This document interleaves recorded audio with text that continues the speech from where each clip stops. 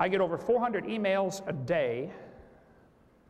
I don't have time to get involved in a long email debate. I was home for 12 hours this week. I got in at 3 last night. I speak 700 times a year. I tell all the evolution, what they want to do is they want to eat up all of my time so I can't get out and speak to folks that really want to hear. They don't want to hear anyway. As far as not giving out the names of the judges, some anonymous coward named Boudica emailed me, and I said I shouldn't have answered him the first time because I always ignore anonymous mail. But this was anonymous, and so I emailed back and said, if you'll tell me your name, I'll be glad to answer all of your questions.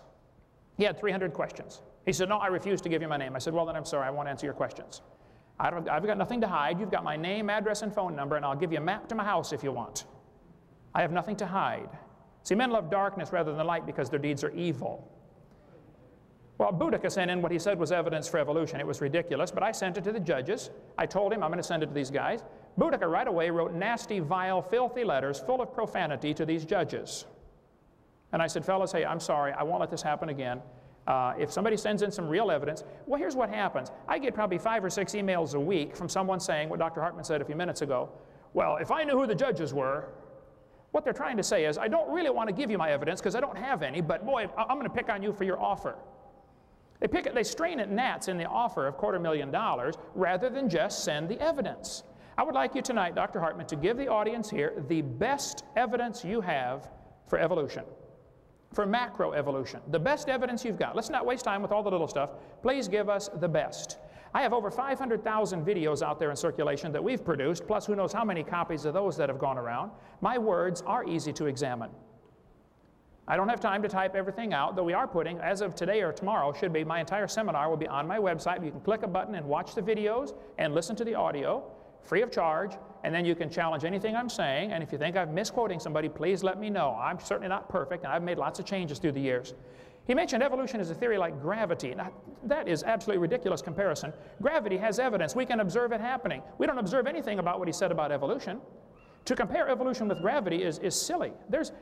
Sure, we can watch things happen. We can watch gravity. There's testable evidence. Where is the testable evidence for macroevolution? Where is the testable evidence for cosmic evolution? Where is the testable evidence for organic evolution? There is none, and that's what my offer is all about. So don't compare evolution to gravity. And then he said, if we reject evolution, we have to reject science. Well, that's a ridiculous comparison. I don't reject science. I defy you to show me one beneficial thing we have in the world today because of the evolution theory. What good has it done? Is that why we have electricity? Is that why we have computers or video projectors? Is that why we have... Can you name anything we have in the advancement of science because of the evolution theory? When you have your time in just a minute. As far as mutations of viruses, modern medicine, all of the branches of modern science were started by creationists. The evolution came in like a leech and took over what they'd already created. They don't ever create anything new. They take over universities that were started by Christians and creationists, like 97% of the first colleges in America were started by Bible-believing Christians. They come in there and take them over, but they don't start their own. It's like a leech. They got to take over what somebody else does.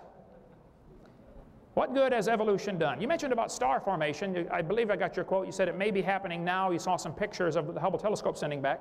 This is typical. They say, well, evolution, we have evidence coming in right now, or they're studying this in the laboratory.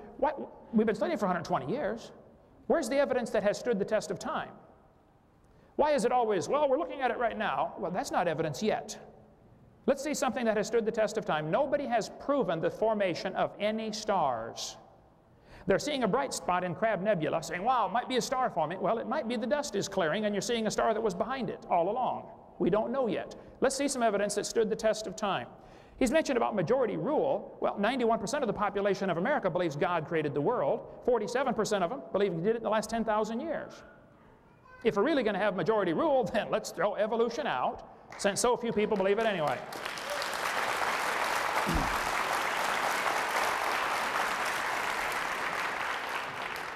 He mentioned about 98% DNA similarity. Now this is interesting, since only 1% of the DNA has even been studied and analyzed and decoded. It's a little premature to say it's 98% similar. If it is 98% similar, 98.2 I believe you said, to humans and chimpanzee DNA, that would prove we have a common designer. Doesn't prove we have a common ancestor. The same God designed the animals. That's what it proves. I think it was pretty smart for God to make all of the plants and animals from the same basic amino acids. so that a brown cow can eat the green grass and digest it and turn it into white milk, which turned it into yellow butter, and I eat it and get blonde hair, all made from the same amino acids. That's not proof that we came from a common ancestor. It's proof the designer was thinking. See, if we didn't all have the same similarities, we could only eat each other. We wouldn't be able to digest anything else. So it was smart for God to make things from the same building block. The argument that similar DNA proves a common ancestor is like saying, I have 2 books on the table, and I've analyzed all the words in these 2 books, and I noticed they have exactly the same 26 letters. They would, wouldn't they? This proves they both evolved from an explosion in a print shop 10 billion years ago. I mean, come on, that's ridiculous, okay? This proves somebody's using the same 26 letters with intelligent design behind it to create words and paragraphs and sentences. An intelligent designer took the 20 amino acids and put them in to make protein strands, which makes the cells, which makes our complex bodies, that were all come from the same designer. And it wouldn't hold up 2 seconds in a court of law to say, similar DNA proves evolution. Any freshman law student would say, no, this could just as easily prove a common creator. And the kids ought to be taught both. He mentioned Catholics and Lutherans believe in evolution. Well, those are the ones that haven't been to my seminar. If they would come, we would straighten them out. He mentioned about empirical evidence, and his answer was, I said, where's the empirical evidence? He says, well, we don't live long enough. Now think about that. If we could see it for 100,000 years, come back in 100,000 years, you might see the evidence. What that is really saying is, we can't show it to you. Is that what it, okay. Therefore, that's my point. It's not science. It's not observable. It's something you believe in, and you're welcome to believe in that, Dr. Hartman, but don't call that science, and for heaven's sake, quit using tax dollars to teach that religion to the students.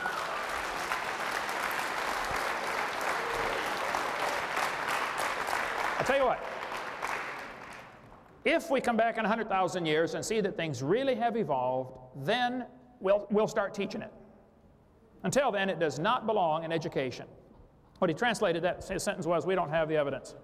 My offer's on my website. As far as creating a new universe, I never said that to those guys from South Africa with the weird names that wrote me the letters. I corresponded with them a half a dozen times. They never would send any evidence. They did the same thing they always do.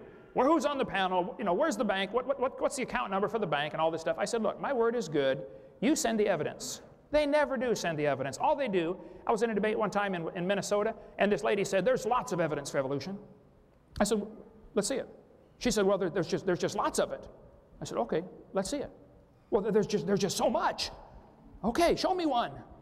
Oh, there's just lots of it. Okay, show me one. They never do show you one, folks. All they do is say there's lots of it. And these guys claim that they want to pick on my offer over some little straining at a gnat, and they're swallowing the camel of believing that we all came from a rock over 4.6 billion years. Man, that's ridiculous. My offer is good. My point is, evolution has 6 different meanings. I would like empirical evidence for all 6. There is none. My offer is clearly spelled out on my website, drdiner.com. Look it up. He asked, are the judges all creationists? First place, I don't know. Second place, I wonder why that question would even come up. Because does that determine whether a person is qualified to be a scientist or not? In the minds of some, it certainly does. In other words, if you believe in creation, you're not a scientist. This sounds like the Soviet Union 10 years ago. If a teacher stood up in the Soviet Union and said, you know, kids, I don't think communism works. I think capitalism is a better system. What would happen to that teacher? He'd be out shoveling snow in Siberia, right? And then the leaders get up and say, hey, everybody believes in communism. Well, of course they do. Look what happens if you don't.